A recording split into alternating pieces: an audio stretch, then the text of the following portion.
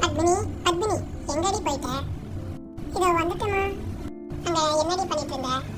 வெளியில பெருக்கிட்டு இருந்தேம்மா. இன்னைக்கு வீடு தொடச்சிடு, அதுக்கப்புறம் பாத்திரம் கழுவி சமையல் செஞ்சிடு, அதுக்கப்புறம் எல்லா துணியும் துவைச்சிடு. சரிங்கம்மா. சரி சரி, போய் வேலையை பாரு. ஏன்டி அந்த பொண்ணு அவ்வளோ வேலை வாங்குற? இந்த விஷயத்துல நீங்க வராதீங்க. அம்மா, வேலையெல்லாம் முடிச்சிட்டம்மா. நான் வீட்டுக்கு போலாமாம்மா? அதுக்குள்ள என்ன அவசரம்? மாட்டுக்கு தண்ணி வச்சுட்டு பால் கறந்துட்டு அதுக்கப்புறம் போ.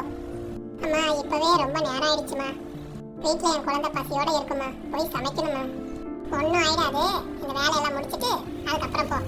அம்மா, சம்பளம் கொஞ்சம் சேர்த்து கொடுங்கம்மா. நீங்க கொடுக்குற 500 ரூபாய் வீட்டுக்கு பத்த மாட்டேங்குதும்மா. மாசம் 500 ரூபாய் உங்களுக்கு போதாதா? அப்படியெல்லாம் ஏற்றி தர முடியாது. இஷ்டம் இருந்தா வேலைக்கு வா, இல்லைன்னா வேண்டாம். சரிங்கம்மா, மன்னிச்சிருங்க, நான் வரேம்மா. சரி, போ. ஏண்டி, அந்த பொண்ணு அவ்வளோ வேலை வாங்குற, கொஞ்சம் சம்பளத்தை சேர்த்து கொடுத்தா தான் என்னவா? இங்க பாருங்க, சம்பளம் யாருக்கு கொடுக்கணும் யாருக்கு கொடுக்க கூடாதுன்னு எனக்கு தெரியும். நீங்க இதுல தலையிடாதீங்க. நம்ம கிட்ட தான் சொத்து அதிகமா இருக்குல்ல, கொஞ்சம் சம்பளத்தை சேர்த்து கொடுத்தா தான் என்னவா? ஆனா என்ன சும்மா வருது? நீங்க இதெல்லாம் கண்டுக்காதீங்க, உங்க வேலையை போய் பாருங்க.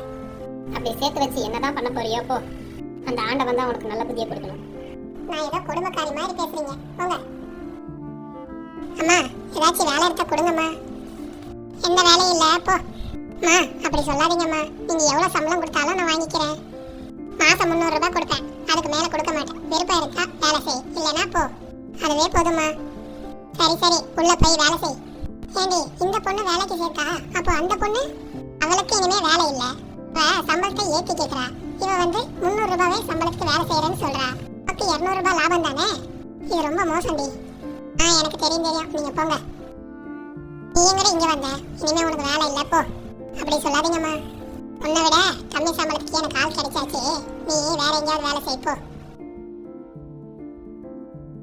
ஏண்டி சோகமா இருக்க, என்ன ஆச்சு? எங்க, நான் புதுசா சேர்த்த வேலைக்காரி நம்ம வீட்டுல இருக்கிற நகை பணம் எல்லாத்தையுமே திருடிட்டு போயிட்டாங்க. நீ கம்மி சம்பளம்னு அந்த பொண்ணை வேலைக்கு சேர்த்த. ஆனா உன் நம்பிக்கையை கெடுத்து அந்த பொண்ணு இருக்கிற நகையை பணம் எல்லாத்தையும் திருடிட்டு போயிட்டா. உண்மையா உழைச்ச நம்ம பழைய வேலைக்காரிய நீ வந்து திட்டி வீட்டை விட்டு துரத்திட்ட. இப்ப தெரியுதா உண்மையான வேலைக்காரி யாருன்னு? என்ன மன்னிச்சிருங்க. உண்மையா வேலை செஞ்ச வேலைக்காரியை திட்டி அனுப்பிச்சிட்டேன். நான் மறுபடியும் போய் அவளை கூட்டிட்டு வர போறேன். என்ன மன்னிச்சிடுமா. பணத்தை வச்சு மனுஷங்களை மதிப்பிடக்கூடாதுன்னுட்டு எனக்கு இப்பதான் புத்தி வந்துச்சு. ஆண்டவன் எனக்கு நல்ல பாடத்தை கற்றுக் கொடுத்துருக்கான்.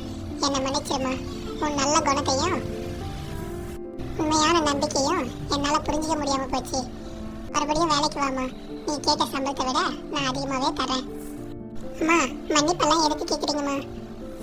நீங்க பெரியவங்க, அப்படியெல்லாம் பேசாதீங்கம்மா. நான் கண்டிப்பா வேலைக்கு வரேன். அப்பாடி, என் பொண்டாட்டி வந்து திரும்பிட்டா. இனி உண்மையை சொல்ல வேண்டியதுதான். என்னங்க உண்மை? உனக்கு ஒரு பாடத்தை கற்றுக் கொடுக்கணும்னு அந்த வீட்டுக்கு அந்த பொண்ணை வேலைக்கு அனுப்பிச்சதே நான் தான். அந்த பொண்ணு வேற யாரும் இல்லை, எனக்கு தெரிஞ்ச என்னுடைய ஃப்ரெண்டோட பொண்ணு தான். உன்னுடைய பணம் நகை எங்கேயுமே போகல, அது பத்திரமா இருக்கு. உனக்கு புத்தி வந்துச்சு, அதுவே போதும். இனிமே நான் யாரையும் கொடுமைப்படுத்தாம அன்பா நடந்துக்கிறேன்னு. நம்ம கிட்ட வேலை செய்யறவங்க கிட்ட நல்ல குணமும் உண்மையா வேலை செய்யறாங்களா, நம்பிக்கையா வேலை செய்யறாங்களா அப்படின்னு மட்டும்தான் நம்ம எதிர்பார்க்கணும்.